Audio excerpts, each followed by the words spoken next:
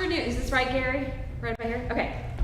Good afternoon. Welcome to the Masterclass with Stephen Tharp. We are very privileged to have both these guest artists here today. Very excited. I hope you guys were able to see the concert last night. It was very good.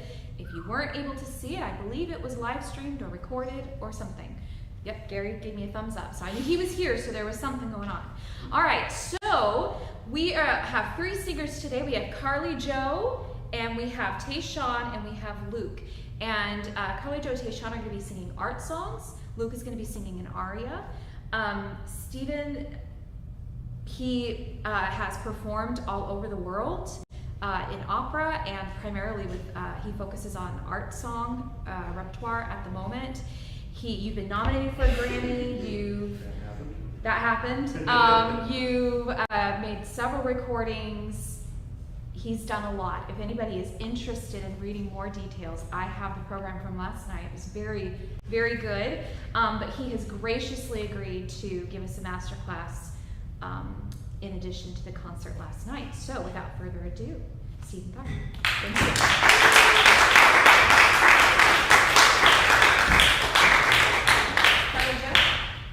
Now, this is, before you come up, Carly Jo, just a second. You can rest for just a second. I hate the term masterclass. I am a colleague. I'm an older colleague who hopefully can bring you a little bit of my practical wisdom of things from through the years. And that's the way I look at this. I'm going to throw some ideas out at you. Some of them may work, some of them may not work. We're going to discover together, given the time constraints that we have, what works. Would you like a chair? No, Okay. absolutely not. I'm going to sit down there. Okay. I don't want to take focus from the singer when they're singing. After I've heard all three singers and we've worked for a bit, I hope that we'll have time for a few questions if you have any. So be thinking about those questions about career, about repertoire, about opera, oratorios, song literature, anything you want to ask me about. No personal questions. Without any further ado, I don't know your last name, but here is Carly Jo.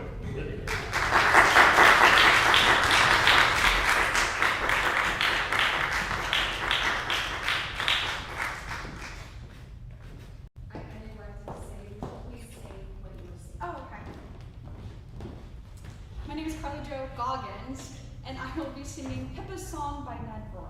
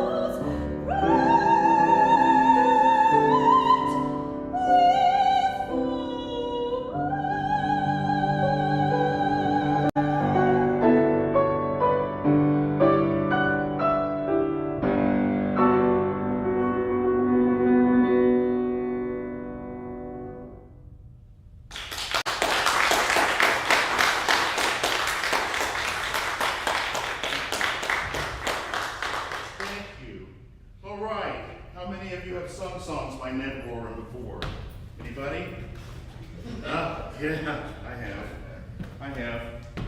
I did an evening-long, New York Festival of Song did an evening-long song cycle for four singers, baritone, tenor, mezzo, and soprano, and pianist, called Evidence of Things Not Seen, One of the things that was remarkable about that was that it was such a beautiful, even if the songs were beautiful, but even taken together as an anthology of poetry that he set, it was so exquisite.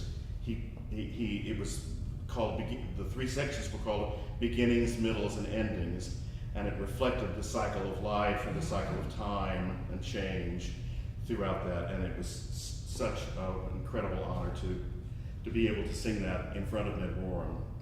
It was quite amazing. He's not very nice to the soprano voice here, is he? He gives you this lovely poem by Browning, and he puts you up in a very high tessitura.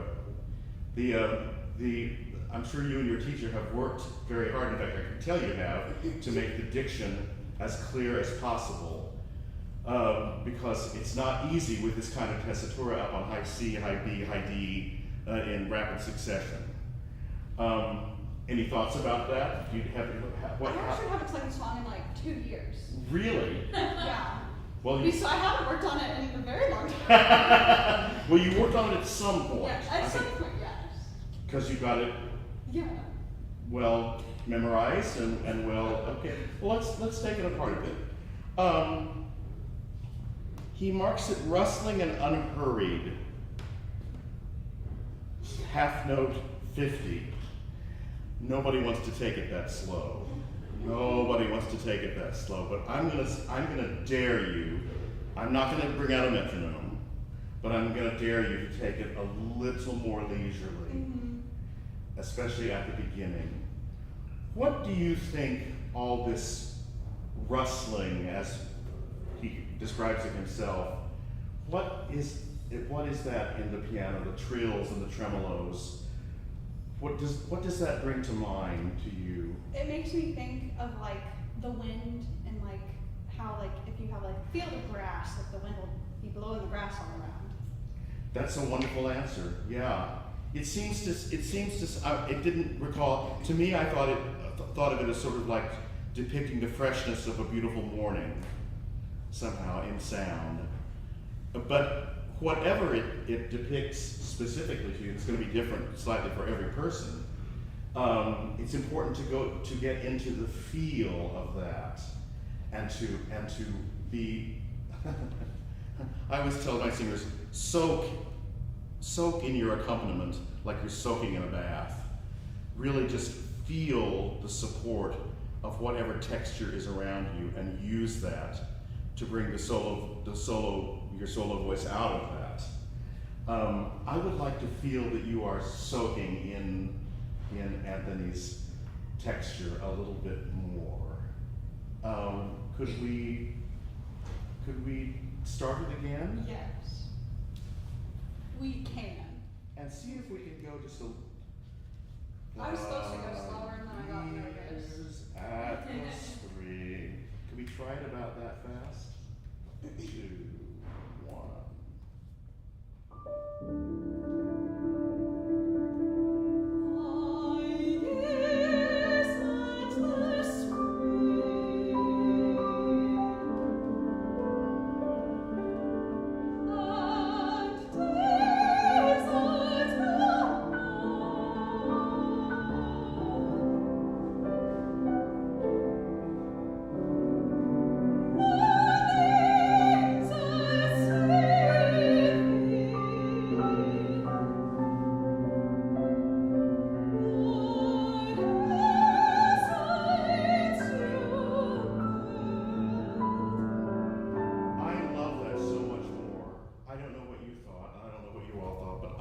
I think it's, in terms simply of setting the scene, it's so much more effective at that slower tempo.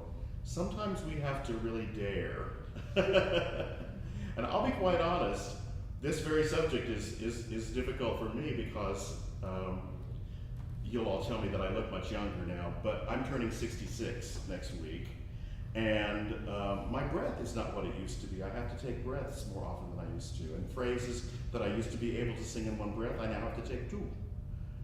That's a real killer to a tenor's ego, let me tell you that. But sometimes we have to dare to try to, and even if we have to take an extra breath someplace, to get the content and the mood of the music in the right groove. And you did that. This is the second time. I loved also that I saw more of your eyes that time. I felt like I saw you seeing the scene around you, but it wasn't totally consistent. You still dropped down a couple times. Are you one of those people that likes to drop down and look at the floor sometimes?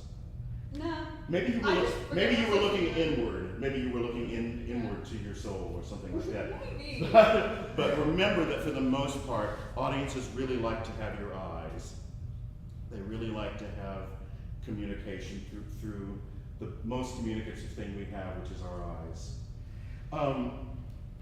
Little background, do you know much about this poem, about Robert Browning and why he wrote this? Okay, I'm going to encourage you, if you decide to program this again, for instance, on a recital.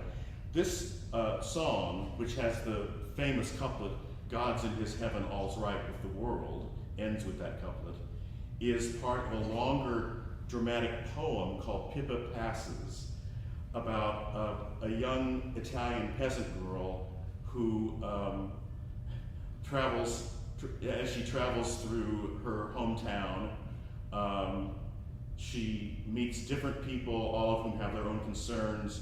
Some of them are plotting bad deeds, some of them are criminals, some of them are virtuous people, some of them. But as she interacts with all these people, she has an effect on them that brings their moral conundrum or problem, whatever it is, into greater focus. And she gives clarity to these people. So Pippa is a figure of enlightenment or good. And that last couplet, "God's in his heaven, all's right with the world," Browning has been made fun of many times for that seemingly naive point of view. But it was Pippa's point of view, was his point, and that she embodied that kind of pure goodness. So how do we do that? Well, goodness is never as interesting as evil. Evil is always much more interesting to portray. That's why baritones and basses were made, so they could portray that. But as a soprano, you're used to playing goodness often, I'm sure. And I think, again, you have to portray that with receptivity. You're taking in all that's right with heaven and with the world, and you're being inspired by it. And this song comes at the very beginning of the play. It's sort of her motto that she states at the very entrance. Can we sing it again at that slightly slower tempo with that kind of openness and connection to everything good, as if you were describing everything in the world that's good? Yeah.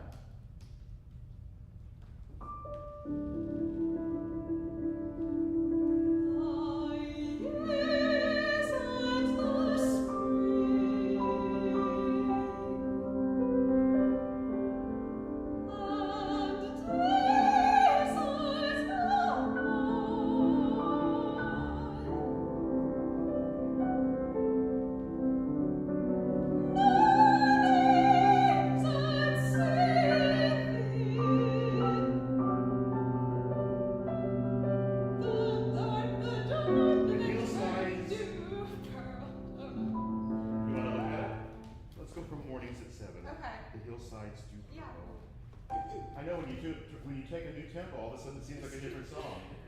Yeah, that happens. Yeah, okay. Is that okay to start there? Yes, it is good. I just want to make sure I was singing the right note. Okay.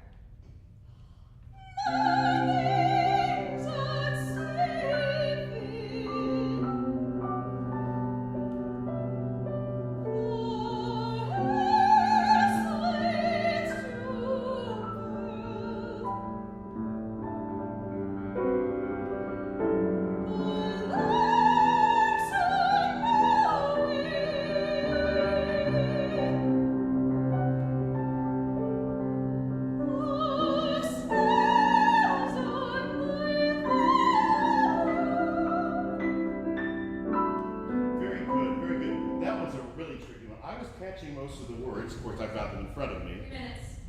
2 minutes? 3. 3 minutes, okay, thank you. I was catching most of them. He's got the hard words. Snail, the snails on the thorn. Now, who would guess that from a high A and a high B and an A? That's a criminal act by a composer, but it's beautiful, so we forgive him. The S and I got the S in the end, so that's a good part towards getting towards snail on a high A. Could I have a little more TH on thorn? On the thorn. Don't be afraid to feel like the same breath that's going to make that beautiful high B and A also makes a beautiful thorn, and just feel like it's one big swoop that leads you up there. Can we go from the larks on the wing? You'll play that measure, these 2 chords, and then you'll sing the larks on the wing.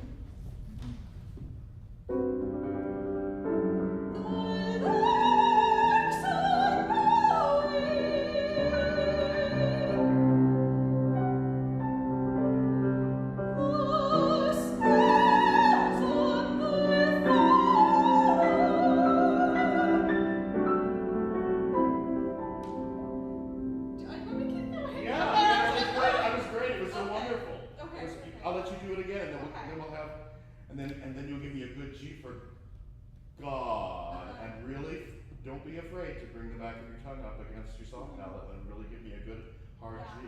Okay. Same place, and keep going.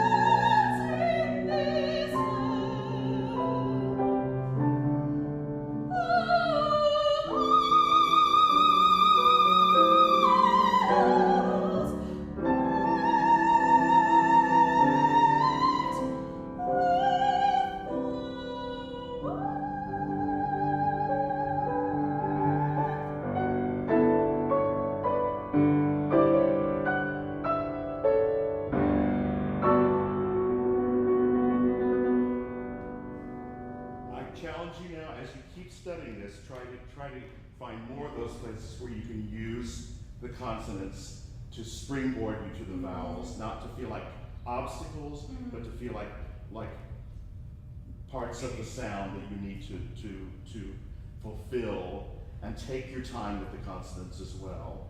We'll hear vowel like crazy. The high D was exquisite. It was beautiful.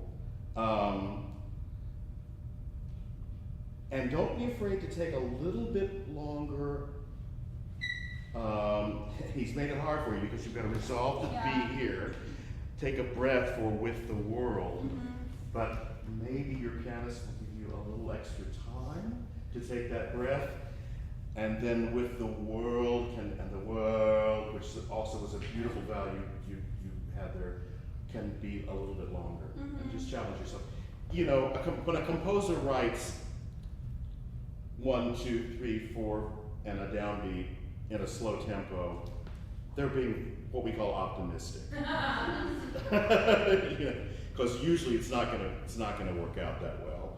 But composers are that way. They're always optimistic. We can't feel bad if we don't come up to every single technical specification that they throw us.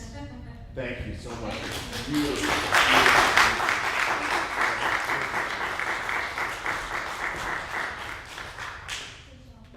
Sean next.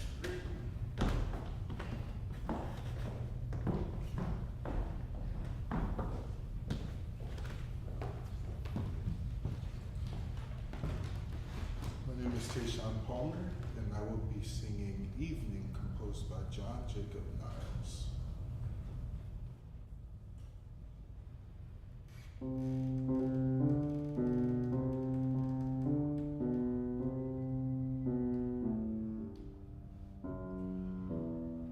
Now in the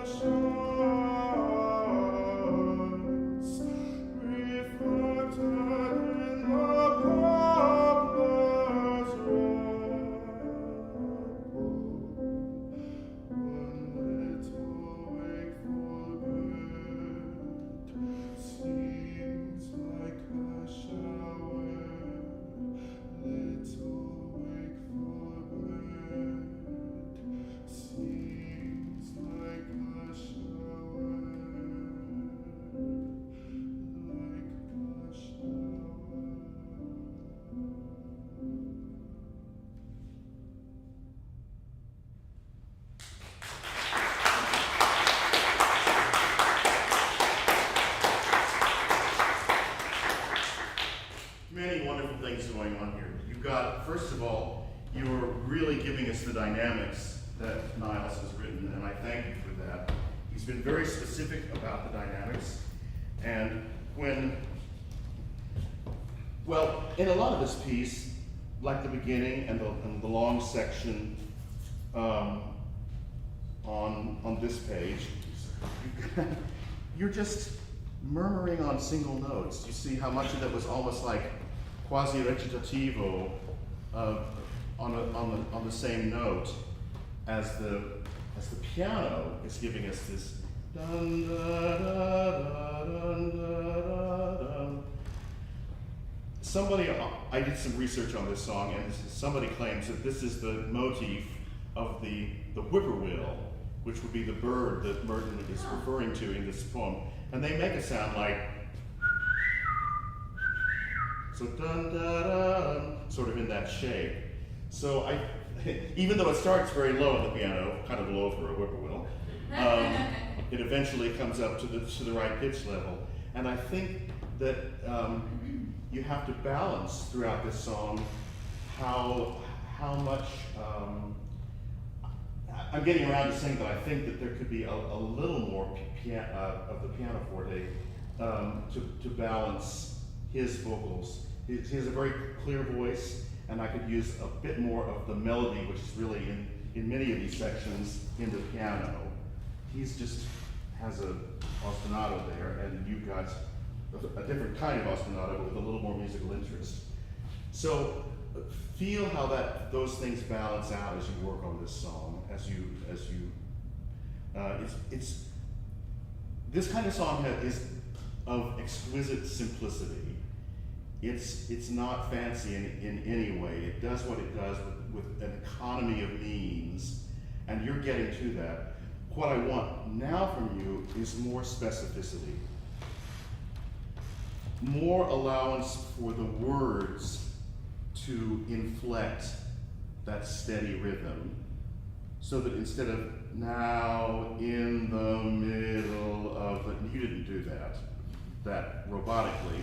You sang it much more legato and much more, but maybe something more like now in the middle of the limpid, more emphasis on the important words, almost a little more length, almost like you could shave just 1/100 of one eighth note, so the eighth notes aren't quite so equal. So the eighth notes are not quite so metronomically equal.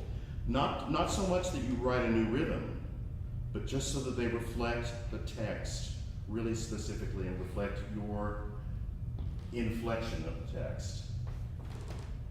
Part of it is just thinking about what are the important words that I'm saying. What's the word that I most want to get across to the audience in this line? The moon speaks clearly to the hill. Take a little more time when you have a word like clearly, where you have a consonant cluster and you have a diphthong. Hill takes no time at all to say that. Clearly takes a great deal more time. So you'll feel like you're being a little unrhythmic at first. And if it goes to that extent, we can pull it back.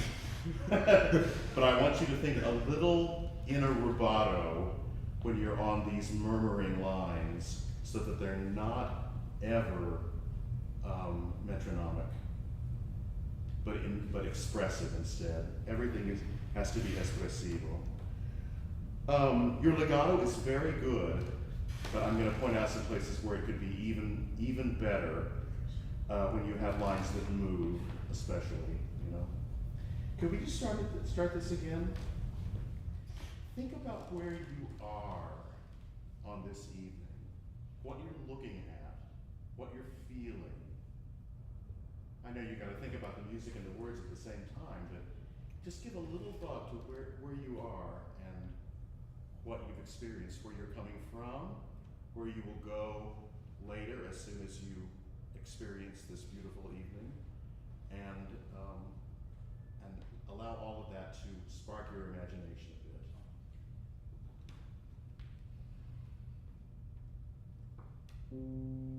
bit.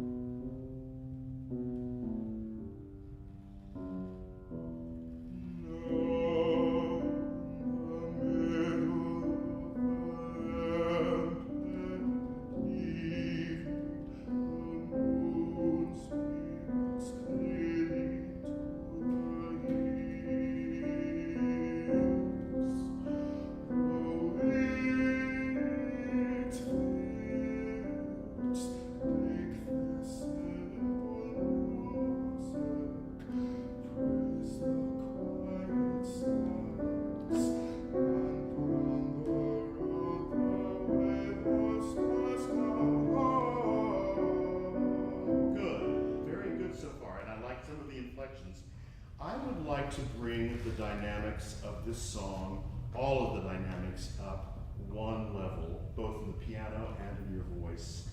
I feel a little like we're walking on eggshells here, like we're just trying to be, like we're holding back. And I don't want to feel held back in this song. I want this to be a beautiful, positive experience. It's quiet like the night is quiet.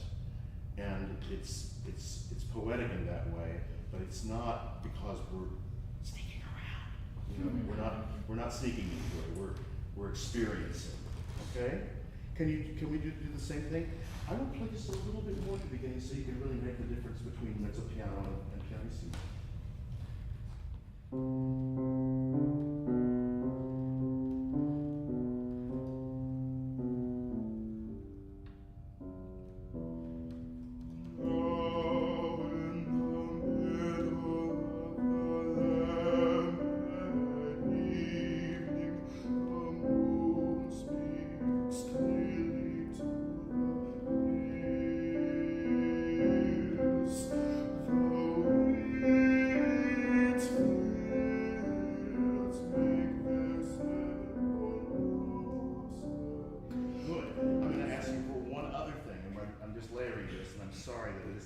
Giving you so many things to think about. I want you to take more time when you breathe. I asked a friend of mine, I'm always name dropping, because I've been around long enough that I've met a lot of famous people. Stephanie Blythe, who sings at the Met and other places. And I said, Stephanie, you always seem to have so much breath. How do you do it? She says, I take my time. She takes her time. She breathes as long as she needs to. Doesn't that make you late? Not necessarily. It's all negotiable within rubato and the timing of the breath. Maybe you take it a little earlier. Maybe you cheat a note, as we say sometimes. Or maybe you just take more time and the music has that Luftpause in it as part of the texture of the piece. But I think you can take a lot more time. Limpid evening, 3 minutes. the moon speaks clearly through the hill, and I want to hear a lot more. One, the wheat fields. Don't be afraid of that unvoiced wheat fields. Yeah. Don't be afraid of that moment when you're not phonating. The is part of the music. Right? Yeah. So let's have it once more.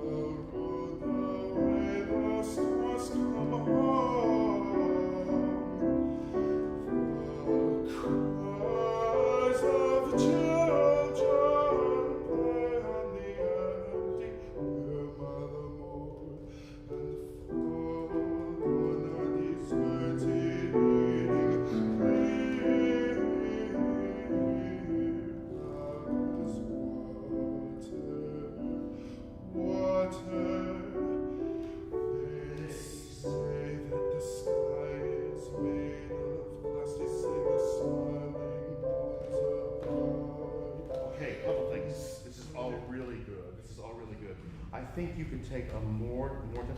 They say take a bigger breath, and when you're before this fermata, and take more time there. You had to take a breath sometime in there. I wasn't thinking. Yeah, well, either. I was thinking about what you're trying to Yeah, sure. Of course you were.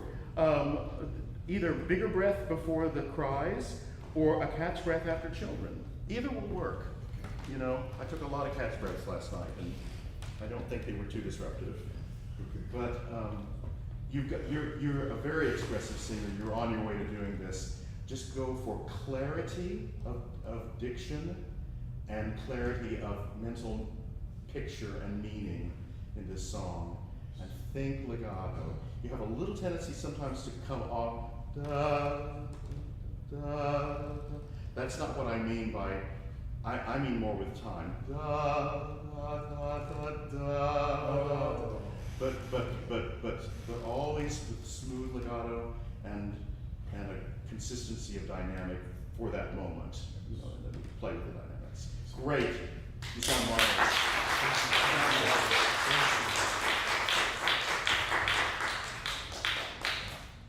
It's Luke.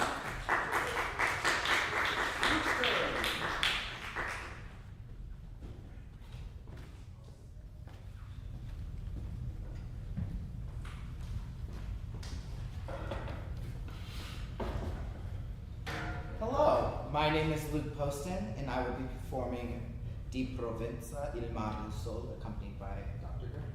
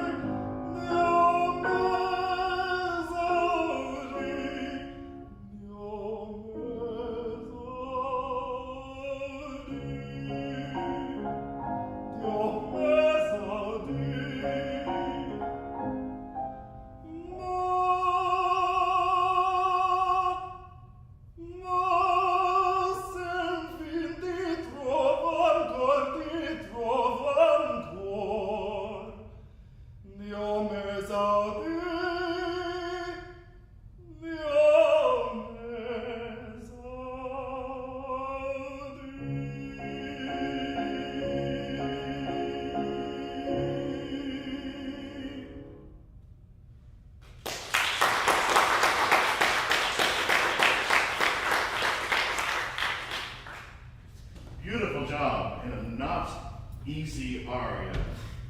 This is usually the first Verdi, either this or maybe the Rodrigo death scene is usually the first Verdi that a young baritone will tackle, but there's, or maybe Ford's aria and Falstaff, but none of them are easy, none of them are simple.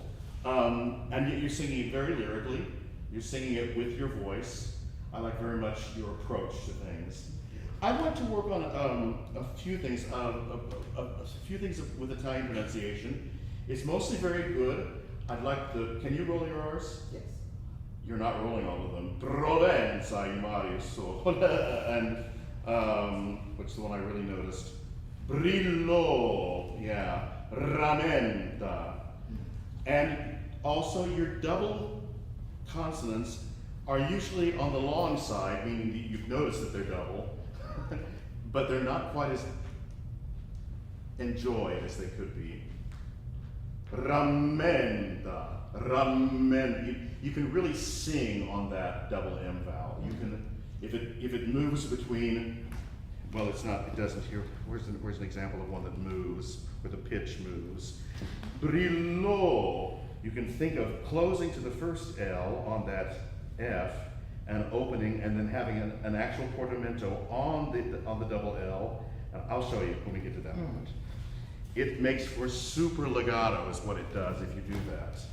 It makes, and we'll talk a little about portamento too, because there are places where it's very much a part of a style, and you could use a little to aid your already very good legato. Okay, I want to hear just how your voice sounds on the. Can we do the old trick of just singing on the vowels for just a minute? Sure. Io, es, I, o, kia, o. I mean, just, I won't make you do it for long, just maybe the first couple lines. All right. Where you come in here, yes.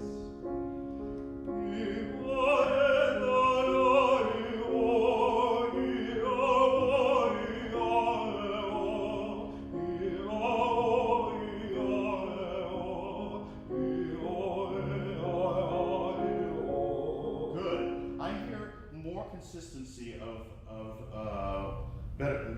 Obviously, the legato is great when you take all the consonants out.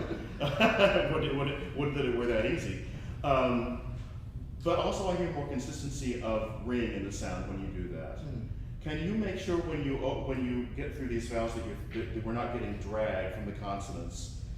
Di Provenza il mare suol. And I absolutely insist on these little grace notes. I hear some of them and I don't hear others. Okay. Don't be afraid of them. They feel a little odd.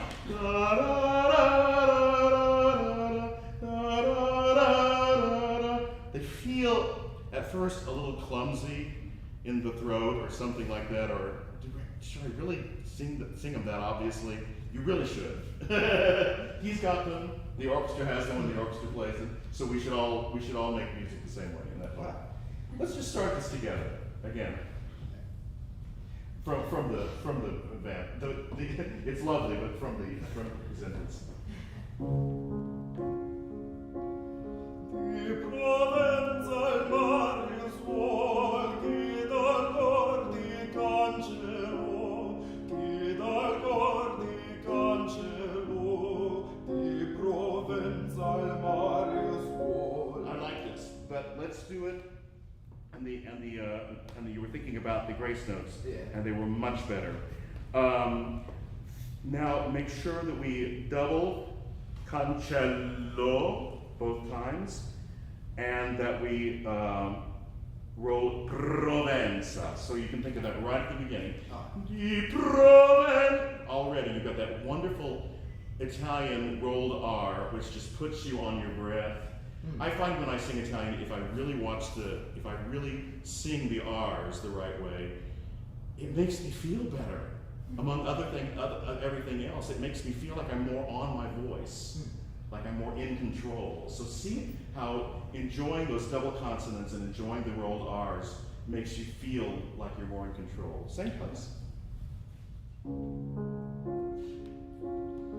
Di Provenza il mare suol, chi dal cor di cancello, Cancello. That much. Cancello. Here I'm singing Yeah. through it. Cancello. It takes like up half the note. Yeah, and that's not too much. Alright. Di Provenza il Marius vuol, chi dal cor di cancello, chi dal cor di cancello, di Provenza il Marius vuol. Don't we like that better? Don't we like that better? Doesn't it sound more Italian? And already the sound now is starting to change a little bit. The sound is starting to become a little more consistent in resonance. The more you sing through this liquid Italian language, the more consistent you'll find your resonance is. That along with, I think for you, I feel that sometimes you hold back your breath a little bit. There was one place where I think you were running out of breath the first time you sang through it, and I said, just breathe. Even if you have to breathe in the middle of the word, just breathe. We don't ever want to hear that, oh gosh, she's running out of breath feeling, you know. Just breathe, just breathe. Okay. And then as you sing, feel the flow and the there's no other word for it, just the flow and the freeness, the freedom of that breath. We're going to start it once more, and I'm going to let you sing a little bit and just think about. I'll just call out I'll call out things like doubles and rolled R's before you get to them. So don't stop when I yell something. All right. Okay. How much time have we got? 4 minutes. Okay, great. Di Provenza il Marius vuol, chi dal cor di cancello, chi dal cor di cancello, di Provenza il Marius vuol, annata fulgente sol, qual destino ti furo, qual destino ti furo, all'addio fulgente sol, ora rammenta più nel tuo livi gioia de brillo, e che pace con la sol sul te splenderà corpo, e che pace con la sol sul te splenderà corpo. Good. Stop breathing. Because I got a few things to say. This ramenta was pretty good, but remember you've got to go through your Italian scores and underline every rolled R and make a little scoop mark every time you've got a double consonant, MM. Make a little scallop there for that, so that you see every time what you have to see about what you're coming up against. It will save you so much time, and your sound in Italian will be so much better, just for those two things. Al natio. You have to be longer on the E than on the O. Al natio fulgente sol. I'm getting right now, al natio. Al natio fulgente. So it's like you're dividing it, but you're giving a little more time to the E than you are to the O. So work on that. That's true for all words like io, mio. There's another one coming up. Dio. God does not like to be called Dio. Dio. Oh, Dio. You know? So there's that. When we go up to this this dolce moment, e che pace con la sol. Can we think that dolce and diminuendo means maybe a little time? That's in tempo. Da, da, da, da, da, da. E che pace con la sol. Da, da, da. Try that, just taking a little bit of time there. Then when we get to the high Fs, be very open and say, che pa, che. Have this already dropped, che pa, and just let the air go. Let's go back to Oramenta pur nel tuo. Can you see that?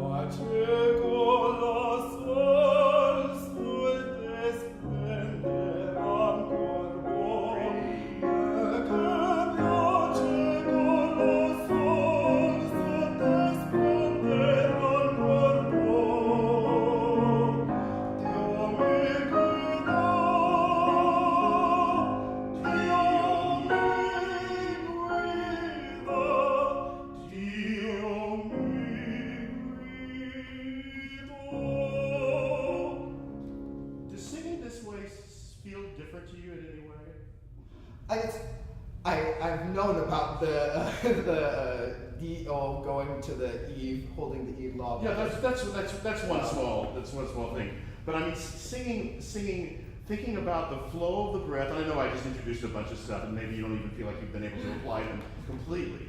But if I could leave you with anything, it's that untrammeled flow of breath, the openness of the Italian sound all the time, and the use of the consonants to really be part of the resonant stream.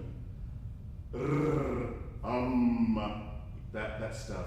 So that you never feel like they're in the way, but they're springboards to the next sound that you make. You're going to do great. Thank you. Congratulations. And applause.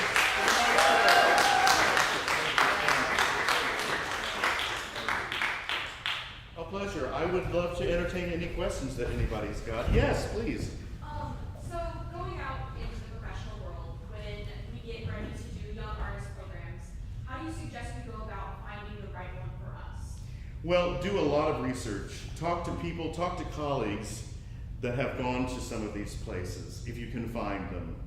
And if not, get on the internet and get on some of these singer boards. I know some of them are kind of gossipy and can have these kinds of experience, look at these companies and not these companies. You have to, there's knowledge out there. I can't give you chapter and verse, but there's knowledge out there about which ones are looking for 29-year-olds that are far out of grad school and which are, and in the young professional years, and which are looking at one that I'm teaching at Mizzou. We've sent a lot of people to Opera Neo in San Diego, and that's it's not a pay to play. It's a small stipend that you get. You're not going to make a lot of money there, but you know it's a paying gig.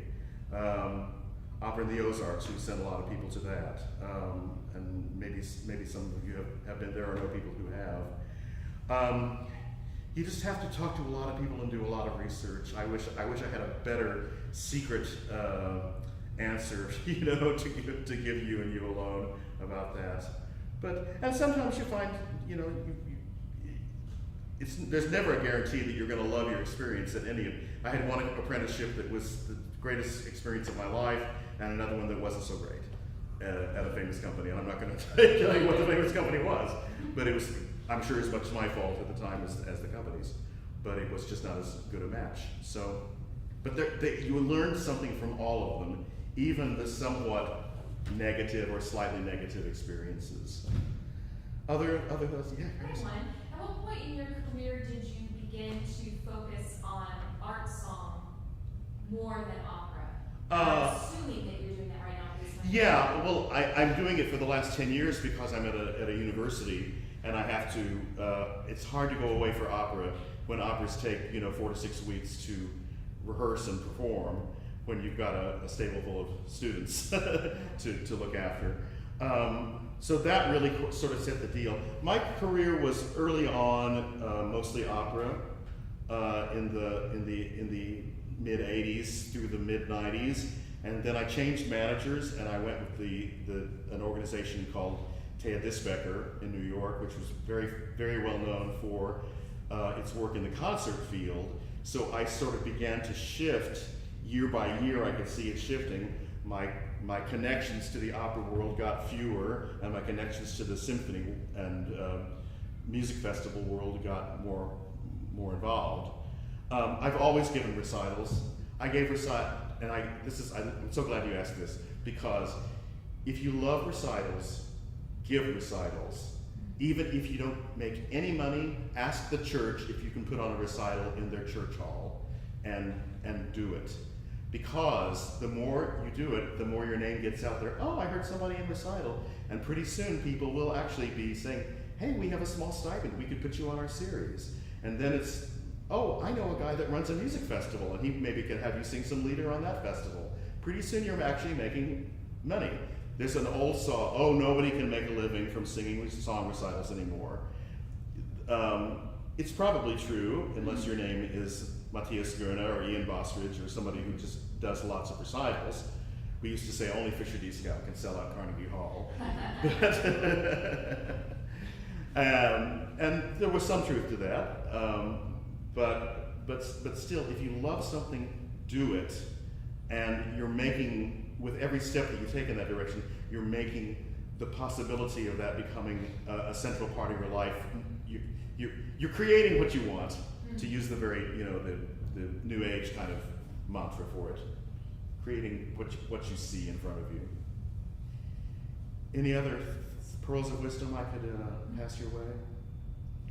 What are people singing? What do you, yeah, Dave? Can you give advice as far as language training? Take it, first of all. Take not only diction classes, but if possible, take language classes. I studied French all through high school, and it's probably still my best language because I did that training early, and it stuck. And everything that you do in your teens and 20s will stick pretty well. What you do in your 30s will stick moderately well. And then there's the thing of diminishing returns. I'm going to be very honest.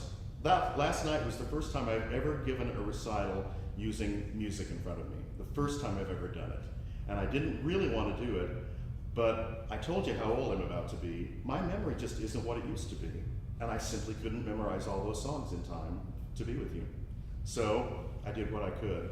But while you're young, yes, I kind of got off the subject of your question, but while you're young, study languages, study the basics, study your basic repertoire, even if you can't quite sing it yet, but you know you're going to someday. And I don't mean by that scream it in the practice room 10 hours a day. I mean study it. Study the opera, study the roles, listen to recordings, check out scores. Immerse yourself in it, bathe in it, as I said before about the music. It's really helpful to do that. I'm interested to hear what other people are working on. I want to ask you a question. What are you working on? I'm working on some Julio Cesare right now. Which aria? Right now I'm doing Non Disperar. Non dispera, chissà. So soprano, obviously. Cleopatra. Yes, legendary. Good. But Beautiful. I'm also working on some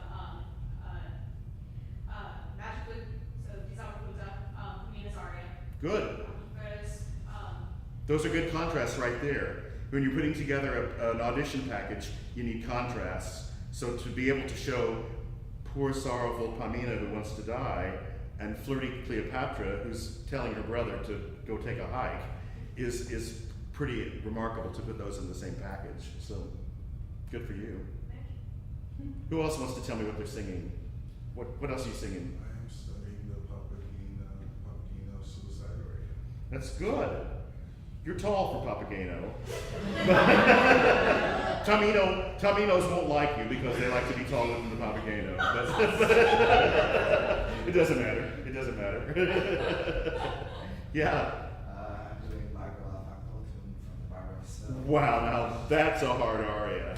That is a hard aria. Study that and look at that as a long-term project. I'm not saying you shouldn't sing it. Sing it, but know that it's going to be a long-term project and it's going to get better with time. Some things just do get better with time. Yeah. I've currently got 2 different Handel oratorio arias. I'm doing The People That Walked in Darkness and then Revenge Time of These Cries. Again, fantastic. If somebody were going to say, hey, I'm putting on some concerts, do you do any of this repertoire? You would be able to show them contrast just in those 2 arias. Very important. Super important. Always have something you can sing. consider it if you know, take the attitude of, if I go to a party and they want me to sing something at the party and there's a pianist there, I can sing this no matter what time of day, even if I've had a beverage, and I can still do well with this, you know? Because you never know when you're going to meet people who can help you. You really don't. So, great being with you all. Anybody else have any final questions? Thank you so much.